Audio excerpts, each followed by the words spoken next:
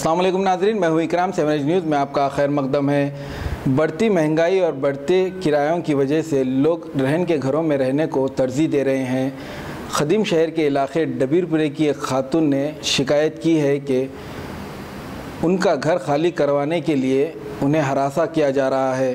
पेश है इस मामले पर हमारे नुमाइंदे अकरम की ये रिपोर्ट।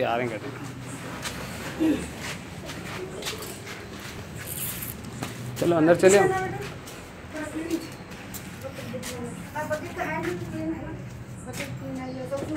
सब लाता हमारे सोए तुम लातों के नहीं आते हो। मैं भी बदला तो लाता मार के फिर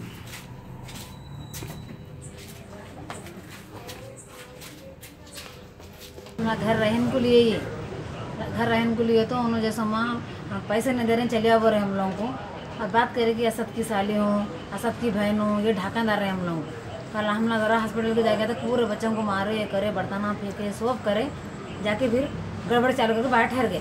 बच्चों को पूरे बच्चों को मेरे बच्चों को वहाँ ले गए उस्मानिया को ले गए था कि एकदम जैसा पुलिस वाले को एक्शन नहीं ले रहे।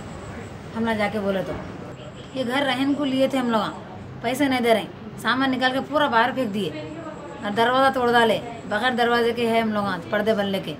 नहीं ऐसा होता क्या तरीका? बोलिए कुछ नहीं तो कुछ करिए आप लोग, कोशिश करके बोलिए क्या करना हम लोग। कहाँ तो भी जाना, असद की साली, अकबर की साली, ये ढाकादार है हम लोगों को, क्या कर सकना बोलिए।